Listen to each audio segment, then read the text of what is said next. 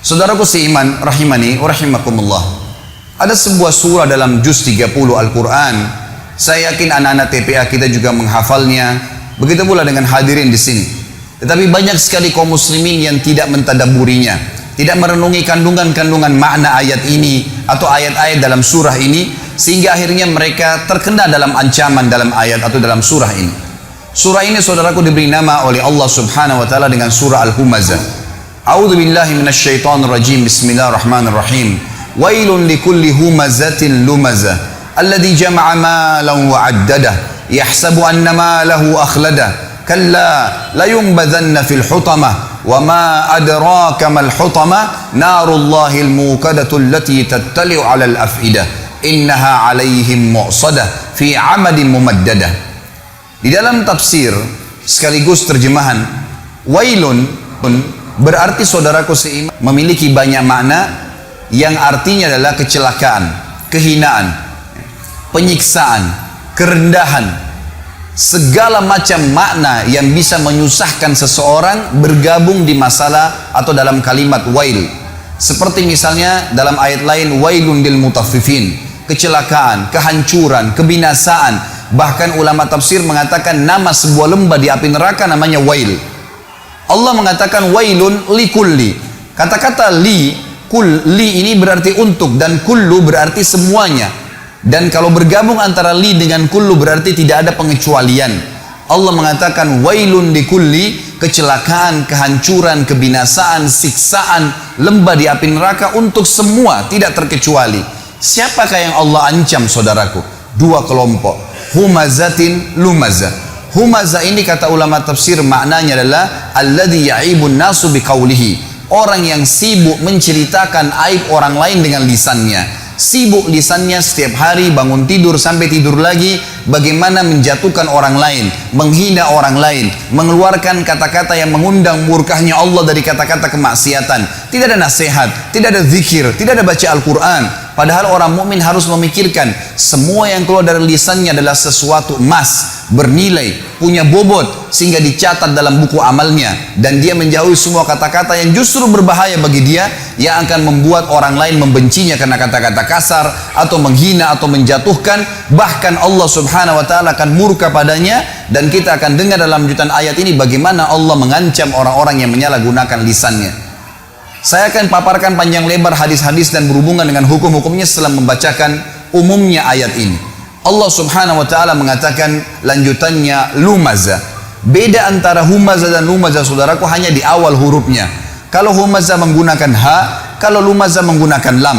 Kalau tadi humazah alladzi ya'ibun nasu biqaulihi, orang yang sibuk menceritakan aib orang lain, menjatuhkan, menghina dengan lisannya. Maka lumazah adalah alladzi ya'ibun nasu bifi'lihi, orang yang sibuk mencontohkan aib orang lain dengan perilakunya.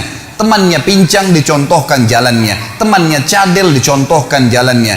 Apa saja kekurangan dari fisik seseorang di depan matanya, maka dia jadikan sebagai bahan-bahan olokan. Sekali lagi Allah mengatakan wailun, kecelakaan, kehancuran, kebinasaan, lembah di api neraka untuk semua tidak terkecuali kelompok yang sibuk menceritakan orang lain dengan lisannya, menjatuhkan mereka, menghina mereka, atau mereka mencontohkan aib orang lain dengan perilakunya. Apa yang Allah Subhanahu wa ta'ala sebutkan tentang ciri mereka? Kata Allah Subhanahu wa ta'ala alladzi jama'a malan wa 'addadah. Yang paling banyak kena dua kelompok ini adalah orang-orang yang selalu secara letter-let maknanya mengumpulkan harta dan menghitung-hitungnya. Ini terjemahan letter-let, tapi makna tafsirnya adalah orang-orang yang mengejar prestasi-prestasi dunia yang mereka mengira bahwasanya prestasi itu akan terus kekal bersama mereka. Misal, seorang ketua yayasan terus merasa dirinya akan menjadi ketua yayasan. Setiap merasa ada saingan, maka dia akan berusaha menjatuhkan dengan lisan atau perilakunya. Setiap orang dicalonkan menjadi wakil rakyat, maka dia akan terus mencari aib lawannya tadi dengan cara terus menjatuhkan dia dengan lisan dan juga dengan perilakunya, dan seterusnya. Semua ini adalah hal-hal yang diancam oleh Allah Subhanahu wa ta'ala. Di dalam Islam saudaraku, kita sangat ditekankan untuk selalu bersyukur kepada Allah kalau seandainya ada sesuatu aib pada diri orang, muslim atau non muslim, untuk bersyukur kepada Allah karena tidak ada pada diri kita. Sebagaimana sabda Nabi SAW di dalam sebuah hadis yang sahih, beliau mengatakan terjemahannya, kalau kalian melihat aib pada diri seseorang yang tidak ada pada diri kalian, ucapkanlah alhamdulillahilladzi afani mimma ibtala bihi wa faddalani ala katsirin mimma khalaqa tafdhila. Segala puji bagi Allah yang telah menyelamatkan saya atas apa yang dicobakan kepada orang ini dan telah memberikan kepada saya kelebihan dengan kelebihan yang banyak. Bukan justru menjatuhkan, bukan justru menjadikan sebagai senjata untuk menghina orang lain atau bahkan menceritakan aib tersebut kepada orang lain. Saudaraku, menceritakan aib yang ada pada diri seseorang, kalaupun ada, namanya ghibah dalam agama Islam dan hukumnya haram, tidak boleh. Kata Nabi SAW waktu ditanya apa itu ghibah oleh seorang sahabat, beliau mengatakan, engkau menyebutkan tentang saudaramu yang dasarnya ada padanya dan dia tidak suka diceritakan hal tersebut. Sementara kalau tidak ada padanya, namanya fitnah, dan fitnah lebih besar daripada pembunuhan dosanya. Tidak ada celah bagi seorang muslim untuk menyalahgunakan lisannya, maka harus dijaga. Ini contoh, dan Allah sebutkan mereka paling banyak mengejar prestasi dunia. Sementara saudaraku, dunia ini semuanya hanya kemasan dan kiasan. Apa bedanya antara seseorang yang tidur di emperan jalan, yang tidak menggunakan kasur, selimut, cuma berlapiskan tanah saja dan bajunya apa saja yang ada di badannya, dengan orang yang tidur di ranjang yang ratusan juta, rumahnya dari marmer semuanya?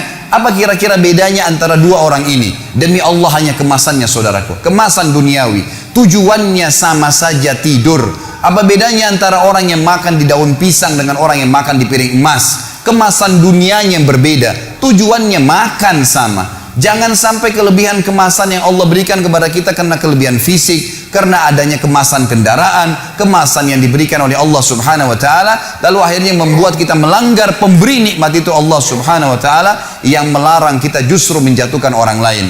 Kata Nabi SAW, lawan daripada menjatuhkan orang adalah tawadu, merendah. Dalam hadis Bukhari kata Nabi SAW, man tawadha lillah rafa'ahullah. Justru siapa yang merendah kepada Allah itu karena Allah, Allah akan tinggikan derajatnya. Hasan Basri rahimahullah ditanya oleh beberapa ulama-ulama Basra pada saat itu, pada saat mereka mendefinisikan apa itu tawadu, apa itu merendah, supaya kita tidak jatuhkan orang lain. Maka mereka memberikan definisi beragam macam. Lalu Hasan Basri mengatakan, kalau menurut saya adalah, jangan pernah kau lihat siapapun orang muslim di depan matamu, kecuali kau pastikan dan katakan dalam dirimu, dia lebih baik daripada saya. Kalau dia lebih tua, katakan orang ini lebih dulu mengenal Islam dari saya, maka pasti lebih banyak pahalanya. Kalau dia lebih muda, katakanlah bahwasanya dia lebih muda dari saya sehingga dosanya lebih sedikit dan Allah lebih muliakan dia. Terus kita merendah di mata Allah Subhanahu wa taala, Allah akan tinggikan derajatnya orang seperti ini. Saudara, selanjutnya Allah mengatakan ancamannya datang. Waktu Allah mengatakan wailun likulli humazatin lumaza, kecelakaan, kehinaan, kebinasaan, lembah di api neraka untuk semua orang yang selalu menceritakan aib orang lain dan mencontohkan perilaku mereka, yang mereka ciri-cirinya selalu mengejar prestasi-prestasi dunia. Yahsabu annama lahu akhlada, ya. Allah Subhanahu wa taala mengatakan setelah itu mereka mengira prestasi dunianya akan mengekalkannya di dunia. Kalla, tidak mungkin. La yumbadzanna fil hutama, pasti mereka ini akan dilemparkan ke dalam hutama. Allah lanjutkan, wa ma adraka mal hutama, tahukah kalian kenapa harus kalian takut, khawatir jangan sampai masuk ke hutama itu? Narullahil muqada, apinya Allah yang muqada. Kata para ulama tafsir, muqada maknanya adalah mushtailah, yang berkobar-kobar. Teman-teman sekalian, renungi makna ini. Kalau seseorang di antara kita mengambil korek gas yang biasa dipakai bakar oleh teman-teman kita mungkin yang masih merokok, kalau dia bakar jarinya 10 detik saja, jari dibakar dengan api yang kecil sudah memar kalau 10 detik. Kalau 1 menit teman-teman sekalian sudah cukup untuk membuat matang tangan itu dan perlu operasi untuk diperbaikin. Bagaimana dengan api yang berkobar-kobar? Banyak orang tidak merenungi masalah ini, tidak memikirkan. Tetangga saya pernah mengalami kebakaran di kota Makassar pada saat itu beberapa tahun lalu. Saya coba ingin membantu saja, tiba-tiba ada api yang sangat besar menyambar di depan mata saya, dan saya membayangkan bagaimana kalau api itu subhanallah menyambar tubuh saya bisa hangus seketika pada saat itu. Tapi alhamdulillah Allah masih selamatkan. Tapi saya jadikan sebagai pelajaran, api yang berkobar teman-teman sekalian luar biasa. Kalau membakar maka akan menghanguskan tubuh seseorang. Allah mengatakan narullahil muqada, apinya Allah yang berkobar-kobar. Cukup sampai situ? Ternyata tidak. Allah masih sambung lagi. Allati, yang api itu tattali'u 'alal af'idah. Sifatnya api itu kalau dibakar kakinya penghuni neraka nanti yang humaza dan lumaza ini akan membakar sampai ke jantungnya. Orang Arab mengatakan dalam bahasa Arab teman-teman sekalian, kalau dia melihat sesuatu, dia mengatakan ra'aitu, saya sudah melihatnya. Kalau sesuatu itu sangat dekat dan mudah dijangkau. Tetapi kalau orang Arab ingin melihat sebuah benda, misal di pinggir lautan, ada benda yang sangat jauh di seberang pulau sana, atau dia di atas gunung, dia ingin melihat sesuatu yang jauh, dan itu jarang dilihat orang-orang lain. Kemudian berhasil matanya melihat, maka dia akan menggunakan kalimat ittala'tu. Saya berhasil melihatnya, target yang sudah susah dilihat oleh orang lain. Makanya dalam baca buku pun dikatakan ittala'tu. Saya berhasil melihat sesuatu informasi yang saya butuhkan. Allah menggunakan kosakata ini. Sifat neraka tadi, api yang berkobar-kobar hutama itu, kata Allah, allati yang tattali'u ittala'a, sampai pada target alal af'idah, ke jantung manusia. Kata para ulama tafsir, kalau dibakar kakinya langsung ke jantungnya terbakar. Padahal kalau rasional kita datangkan manusia dan dibakar, teman-teman sekalian, yang terakhir terbakar jantungnya karena diselimuti oleh kulit, otot, tulang dan seterusnya. Cukup sampai situ? Tidak lagi. Allah masih sebutkan agar orang betul-betul meninggalkan perbuatan buruk ini. Setelah dikatakan allati tattali'u 'alal af'idah, innaha, sesungguhnya api itu, alaihim mu'sadah, terhadap mereka melengket atau melekat. Mu'sadah bahasa lainnya adalah multasiqah, melekat. Kalau ada api teman-teman sekalian, kita dilemparkan, disemprotkan api, lalu api itu tertarik kembali, kita rasakan panasnya tapi cuma sebentar. Tetapi kalau tubuh kita diberikan bensin, lalu disemprotkan api sehingga api itu melekat di tubuh kita, maka akan terus terasa panasnya. Per detiknya terasa panas. Maka Allah menggunakan kalimat ini. Api neraka utama tadi itu bukan hanya berkobar-kobar, tapi pada saat disemprotkan ke tubuh seseorang nanti, naudzubillah, yang melanggar melakukan dua perbuatan ini, apinya akan melengket ke tubuhnya sampai terbakar, baru padam api tersebut. Diulangi lagi, begitu terus, tidak akan pernah habis sampai dosanya dibersihkan oleh Allah Subhanahu wa taala. Dan ingat, ancaman ini berlaku bagi seorang muslim yang dengan syahadatnya pun dia sudah bisa masuk surga sebenarnya, tapi akan dimasukkan ke neraka. Dan ini baru satu jenis siksaan karena bahaya lisan dan contoh perilaku. Belum bicara masalah dosa zina, belum bicara masalah dosa riba, belum bicara masalah dosa durhaka dengan orang tua, ditambahkan azab-azab kepada mereka. Sangat konyol kalau orang mengatakan tidak ada masalah, saya disiksa dulu di neraka, toh akhirnya saya akan masuk ke dalam surga. Ini perkataan syaitan yang akan menyesatkan setiap mukmin yang akhirnya menganggap remeh dosa. Subhanallah, Allah mengatakan sungguhnya api itu sampai ke dalam jantung manusia dan api itu melengket pada mereka. Inna alaihim mu'sadah. Tidak cukup sampai situ teman-teman sekalian. Allah menutup surah ini dengan kalimat, kata ulama, yang luar biasa. Kalimat ini menandakan siksaan yang luar biasa, tidak bisa dibayangkan. Fi amadin mumaddadah, kata Allah, dan mereka akan diikat di tiang-tiang yang bergelantungan. Kata ulama tafsir, penutupan surah ini luar biasa kalau orang memahaminya. Rasionalnya begini, kalau masjid ini kita tutup semua, tidak ada lubangnya sedikit pun, lalu kemudian kita bakar dengan api, teman-teman sekalian, ada orang yang mau dibakar di sini, nggak diikat di tiang, dibiarkan dia berlari-lari sana sini, tapi penuh dengan api ruangan ini. Pasti dia akan mati terbakar, tapi ada jeda pada saat dia lari ke sana, dia lari ke sini, ada jeda, dia tidak rasakan panasnya api. Kalau ada orang kita ikat di tiang masjid ini, lalu kita bakar, ditutup semuanya, dia nggak bisa lari karena terikat, juga masih ada jeda di mana dia bisa menginjak-injakkan kakinya ke lantai sehingga api dari bawah kakinya padam. Memang dia terbakar, tapi masih ada jeda di mana dia tidak rasakan panas. Tetapi teman-teman sekalian, renungi makna ayat ini, namanya tadabbur, mengambil hikmah dan hukum yang Allah inginkan. Kalau kita tancapkan tiang di atas atap masjid ini, ditancapkan tiang seperti misalnya tiang lampu yang besar, lalu kita ikat seseorang di situ, kemudian dibakar ruangan ini, dia bergerak kiri kanan pun tetap akan merasakan panasnya api siksaan tersebut per detiknya. Dan ini kata ulama adalah makna yang luar biasa, menandakan sudah cukup seorang muslim meninggalkan dosa ini, saudara. Surah ini teman-teman sekalian mengajarkan kepada kita tentang bahayanya menyalahgunakan lisan. Dan dari sisi lain, lisan dalam agama kalau dipergunakan dengan kebaikan, maka akan baik. Anda kalau menggunakan lisan Anda dengan baik, walaupun fisik Anda punya kekurangan, orang akan suka dengan orang yang lisannya baik, santun kalau bertutur kata, yang keluar dari mulut seorang muslim cuma nasihat, tanya kabar, ilmu yang bermanfaat. Tidak ada sesuatu yang menjatuhkan orang lain, tidak ada sesuatu yang menyakiti orang lain atau menceritakan aib orang lain. Maka dia akan disuka oleh orang umumnya. Dan kalau ada seseorang yang lisannya tajam, walaupun tampannya orang paling tampan di dunia, paling kaya, tapi kalau lisannya tajam, suka menghina orang lain tidak suka dengan dia. Itu secara kehidupan manusia. Juga di sisi Tuhan kita Allah subhanahu wa ta'ala, Allah sangat murka dengan orang yang menyalahgunakan lisannya. Sampai kata Nabi SAW dalam hadis Bukhari, laisal mu'nu bitta'ani walal la'an. Bukan sifat orang mukmin yang suka la'an dan ta'an. Ini dua-duanya bahaya lisan. Suka melaknat, menyal-nyalkan orang, kamu sial, kamu gini, kamu buruk, selalu dihina, dikata-kata yang tidak baik, menjadikan. Dan juga ta'an, suka menghina-hina orang lain. Dua-duanya ini adalah sifat bukan orang mukmin, bukan orang mukmin. Jadi dijelaskan oleh Nabi SAW. Surah ini teman-teman sekalian mengajarkan kepada kita tentang harusnya seorang muslim menjaga lisannya. Mari kita renungi bersama-sama sabda-sabda Nabi SAW berhubungan dengan masalah ini. Yang pertama, saudara, dalam hadis Bukhari Muslim, Nabi SAW pernah lewat di pasar bersama dengan beberapa orang sahabat. Kemudian ditemukanlah ada bangkai kambing.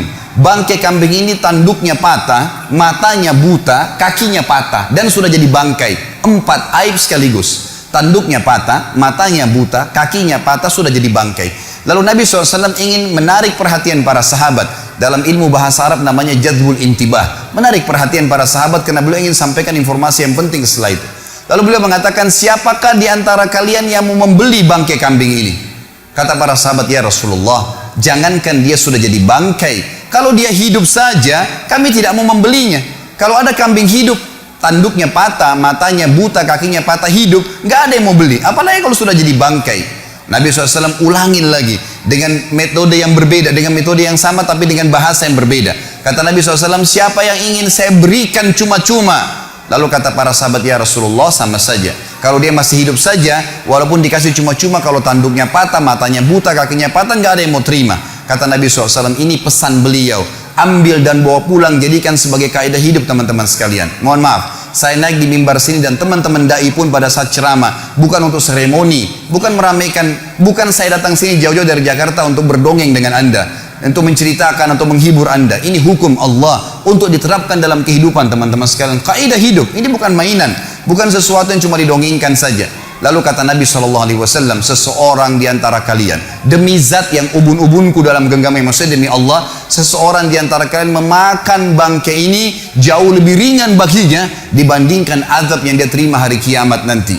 Diterima karena dia menceritakan aib saudaranya muslim. Artinya nanti hari kiamat dia seperti memakan bangkai karena menceritakan aib seorang muslim. Hadis yang kedua, kata Nabi SAW di dalam hadis riwayat Bukhari, man dhamina li ma baina lihyai wa ma baina fakhidai dhamintu lahul jannah. Siapa yang bisa menjamin untukku di antara kalian apa yang berada di antara dua rahangnya, dua pipinya, lisannya, dan apa yang ada berada di antara dua pahanya, kemaluannya, aku akan menjamin baginya surga. Ini bahaya sekali. Salah guna lisan dengan kemaluan, selesai semuanya. Bahkan kata Nabi SAW, zina dimulai dengan lisan seseorang dan dibenarkan oleh kemaluannya. Dua benda di tubuh kita ini berbahaya sekali. Jangan sampai salah gunakan, kontrol. Ini harus penting. Juga dalam hadis yang lain, kata Nabi SAW, apakah dalam hadis Bukhari Muslim, apakah kalian tahu perbuatan apa yang paling banyak membawa orang masuk ke dalam surga? Nabi SAW lempar kepada para sahabat, ingin mendengar apa yang mereka ketahui. Lalu mereka mengatakan, Allah dan Rasulnya lebih tahu. Maka kata Nabi SAW, taqwallah wa husnal khuluq. Kalian patuh pada Allah, kerjakan yang diperintahkan, tinggalkan yang dilarang, dan kalian memiliki akhlak yang mulia, baik sama orang, tata kerama. Lalu Nabi SAW balik mengatakan, apakah kalian tahu perbuatan apa yang paling banyak membawa orang masuk dalam api neraka? Maka sahabat pun mengatakan, Allah dan Rasulnya lebih tahu. Kata Nabi SAW, al-fammu wal farj, mulut seseorang dan kemaluannya. Ini dua benda yang paling banyak membawa orang masuk ke dalam api neraka. Saudaraku, sibukkan lisan kita dengan kata-kata yang baik. Semuanya, para ulama kita, kalau mereka diam, maka mereka berzikir. Kalau mereka berbicara, yang dikeluarkan semuanya kata-kata emas. Rabi' ibn Haytham rahimahullah, seorang ulama tabi'in yang masyhur dengan ketakwaannya. Beliau pernah didatangi oleh muridnya dua orang dan berkata kepadanya, wahai imam ini kiai, Apa rahasianya sampai membuat Anda bisa mengontrol lisan Anda? Karena Rabi' bin Haytham diam terus. Kalau dia bicara yang penting. Artinya di sini bukan tidak boleh bercanda, bukan tidak boleh tertawa. Nabi SAW bercanda dan tertawa. Tapi sesuatu yang jujur, tidak ada kedustaan. Tidak ada sesuatu yang bisa menjatuhkan orang lain, menghinanya. Sesuatu yang baik-baik saja. Maka kata beliau, wahai murid-muridku, apakah kalian masih ragu di pundak kanan dan kiri kalian ada malaikat yang selalu mengawasi kalian dari Tuhan kalian, yang mencatat yang baik dan yang buruk, dan demi Allah pasti akan dibacakan dan dihisapkan untuk kalian nanti di sana di akhirat. Maka perkataan Rabi' bin Haytham adalah sebuah hal yang luar biasa, menandakan keimanan seorang mukmin memang tergantung pada lisannya dan juga pada kemaluannya. Kata Nabi SAW dalam hadis yang lain pada saat ditanya, atau beliau mengatakan, maukah kalian saya tunjukkan amal lebih baik daripada kalian bersedekah kepada fakir miskin, lebih baik daripada kalian membantu orang lain, lebih baik daripada kalian ke medan perang sementara kalian menebas leher musuh kalian dan kalian ditebas lehernya, kalian membunuh atau kalian terbunuh? Maka para sahabat mengatakan, tentu ya Rasulullah. Kata Nabi, lisanmu selalu mengucapkan zikrullah, selalu bermanfaat. Apa yang diucapkan, tanya kabar orang, baik, dan seterusnya. Maka tidak ada yang lain seperti itu, teman-teman sekalian. Dan kata Nabi SAW juga dalam hadis Bukhari Muslim, man kana yu'minu billahi wal yawmil akhir falyakul khairan aw liyasmut. Siapa yang mengaku beriman pada Allah hari akhir, tinggal nunggu sebentar jemaah sekalian. Tunggu aja ajal datang. Saya tidak dapat jaminan dari siapapun di sini. Ujung masjid ini tiba-tiba sekarang ada malaikat maut datang mencabut roh saya dan saya jatuh tergeletak tiba-tiba. Ini bukan doa tapi bisa saja datang. Kemudian saya meninggal. Orang cuma mengenal Khalid Basalamah pernah ceramah. Cuma seperti itu saja. Dan begitu bisa terjadi pada Anda semua. Bukan berarti orang harus masuk ruangan ICU baru kemudian dia meninggal dunia. Setiap saat. Dan semuanya akan ada hisapnya, saudaraku. Maka kata Nabi SAW, siapa yang mengaku beriman pada Allah dan hari akhir, maka dia hanya mengucapkan yang baik saja, yang Allah ridhahi, yang baik, gitu kan? Atau dia diam, tidak usah ucapkan yang lainnya. Maka harus kita ambil pelajaran, dan tentu masih banyak hadis berhubungan dengan masalah ini, tapi saya rasa saya cukupkan dengan ini, saudaraku. Saya tutup khutbah kita ini dengan adanya beberapa poin yang boleh dilakukan tapi tidak termasuk dalam hal yang dilarang. Pertama, saudaraku, kata ulama adalah al-istifta. Kalau Anda meminta fatwa kepada seorang alim ulama, maka boleh menceritakan sesuatu tapi niatnya memang ingin mendapatkan hukum syar'i. Maka ini dibolehkan. Misal, suami istri bertengkar. Istrinya tidak pakai jilbab, lalu suaminya datang mengatakan kepada seorang kiai, ustadz, dai mengatakan, ustadz, kiai, maaf, istri saya tidak mau pakai jilbab. Ini aib. Nggak boleh diceritakan, tapi dia mau tahu hukumnya. Apa yang harus saya lakukan? Saya sudah nasihatin berapa kali tidak mau dengar. Apa saya ceraikan atau saya pertahankan? Hukum syar'i, bukan niat untuk menjatuhkan istrinya.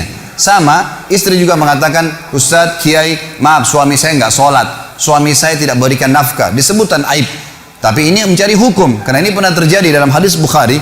Hindun radhiyallahu anha, istri Abu Sufyan setelah masuk Islam, pada saat pembebasan kota Mekah, dia mengatakan, ya Rasulullah, Abu Sufyan orang yang sangat pelit, selalu perhitungan, dia tidak mau tahu saya makan dari mana dengan anak-anak saya. Maka apakah boleh saya mengambil sebagian hartanya untuk memenuhi kebutuhan saya? Tapi di sini Hindun mengatakan apa kepada Nabi SAW? Abu Sufyan orang yang pelit, itu aib, tapi harus disampaikan karena mau tahu hukumnya. Maka kata Nabi SAW, ambillah yang cukup untuk kebutuhan nafkamu dan jangan lebihkan. Jadi kalau istifta dibolehkan, tapi ingat, meminta fatwa betul-betul murni niatnya itu, bukan karena mau cari fatwa kemudian ditunggangi sekaligus untuk menceritakan aib seseorang. Yang kedua, saudaraku, yang dibolehkan adalah istinsah. Istinsah ini minta nasihat atau menasehati. Misal, si A datang kepada saya ingin melamar anak. Misal saya punya anak perempuan dilamar, atau si A mendatangi si B. Si B ini tidak mengenal si A ingin melamar anak si B. Lalu si B datang kepada si C dan bertanya padanya, si C, apa kau kenal si A ini? Maka si C kebetulan kenal baik si A. Di sini dia boleh mengatakan, setahu saya dia tidak sholat, setahu saya dia mabuk, setahu saya dia begini. Sebatas dia tahu saja, agar jangan sampai si B terjerumus dalam kejahatan si A. Atau sama orang ingin mengajak bisnis misalnya, bagaimana caranya si A datang kepada si B, tolong berikan saya modal, ini proposal saya. Tapi si B tidak mengenal dia. Dia datang kepada si C bertanya, bagaimana menurut kau tentang si A? Maka dia pernah tahu dan dia betul-betul memastikan itu bukan dikarang-karang. Dia mengatakan setahu saya dia sering utang tidak bayar. Setahu saya dia orangnya tidak jujur. Sebatas itu saja. Tidak niat sekalian ditunggangi untuk menceritakan aib orang itu. Maka ini dibolehkan karena masuk dalam istinsah. Sesuai dengan sabda Nabi SAW, ad-dinun nasihat. Agama harus saling menasihatin. Dan hadis Nabi SAW juga yang berbunyi, unsur akhaka zaliman aw madluma. Tolong saudaramu dalam keadaan dia zalim atau dia berbuat atau dia terzalimi. Kata para sahabat, ya Rasulullah, bagaimana saya bisa menolong saudara saya yang berbuat zalim? Kata Nabi SAW, kau luruskan kesalahan yang sedang dia lakukan. Jadi masuk dalam perkataan ini. Yang ketiga teman-teman sekalian adalah istirsyad. Istirsyad ini memberikan petunjuk. Beda tadi dengan nasihat, ini petunjuk. Contohnya begini supaya mudah difahami. Saya janjian dengan seseorang di Masjid Baitul Ma'mur. Pada saat saya janjian, saya belum pernah ketemu sebelumnya dengan orang tersebut. Lalu kemudian saya ceritakan saya pakai baju warna biru. Bapak teman saya itu mengatakan saya pakai baju warna putih. Baiklah, saya masuk ke masjid, kemudian saya telepon, ternyata HP-nya mati. Ini cuma contoh saja. Saya masuk masjid, saya cari mana ya Bapak Fulan nih. Kemudian saya tanya, ada satu orang marbot masjid, saya tanya mana si Bapak Fulan. Dia menunjuk, oh di saf pertama di sebelah kiri sana. Pada saat saya lihat di sana ternyata banyak teman-teman muslim yang pakai baju putih. Saya nggak tahu yang mana nih orangnya. Maka saya tanya lagi, yang mana orangnya? Kemudian dia harus menyebutkan tentang cirinya supaya saya bisa tahu. Maka dia mengatakan itu orang yang baju putih, yang badannya gemuk, yang kepalanya botak, misal, atau yang rambutnya panjang.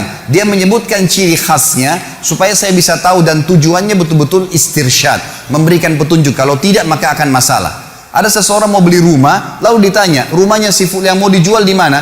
Anda silakan lurus, belok kiri, paling pojok sebelah kanan rumahnya. Orang itu ke sana dia nggak temukan, lalu dia balik, saya nggak dapat, yang mana ya? Lalu saya bilang, rumah yang atapnya sedikit mau rubuh, pagarnya terkelupas, ada aib yang disebutkan. Maka ini tidak masuk karena ingin memberikan petunjuk. Sekali lagi, innamal a'malu binniyat. Allah tahu niat Anda dalam hati, maka niatnya memberikan petunjuk murni. Dan yang terakhir teman-teman sekalian adalah al-kuna wal alqab, julukan. Kalau seseorang terkenal dengan julukannya dan dia tidak marah dengan julukan itu, maka boleh disebutkan. Seperti misalnya, banyak ulama-ulama hadis termasuk guru-guru Imam Bukhari dan imam-imam besar, maka ada seseorang yang kalau jalan pincang, namanya Abdurrahman, dan orang yang perawi hadis banyak orang namanya Abdurrahman, maka disebutkan di dalam sanad hadis Al-A'raj, orang yang pincang, gitu ya. Ternyata dia punya nama memang, tapi karena banyak orang bernama Abdurrahman pada saat itu, diberikanlah julukan dia, dan dia tidak marah dengan julukan itu. Saya kasih contoh lain.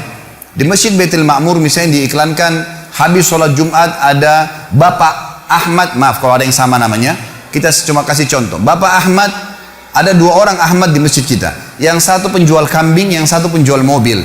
Lalu diiklankan, salah satu dari Bapak Ahmad ini mengundang jemaah untuk makan. Maka diiklankanlah Bapak Ahmad mengundang makan siang di rumahnya. Jemaah pada nggak tahu Ahmad siapa nih. Lalu kemudian maruf masjid mengatakan Ahmad kambing misalnya, atau Ahmad mobil. Dia terkenal dengan julukan itu dan dia tidak pernah marah, bahkan dia senang kalau dipanggil dengan julukan tersebut. Maka ini tidak masuk dalam hal yang dilarang tadi, saudaraku seiman. Aqulu qauli hadza, saya sudah mengucapkan perkataan saya ini. Wa astaghfirullah li wa lakum, dan saya beristighfar kepada Allah dan untuk jemaah sekalian kalau memang ada hal-hal yang salah. Fastaghfiruhu innahu wal ghafurur rahim. Beristighfarlah karena Allah Maha menerima taubat hamba-hambanya.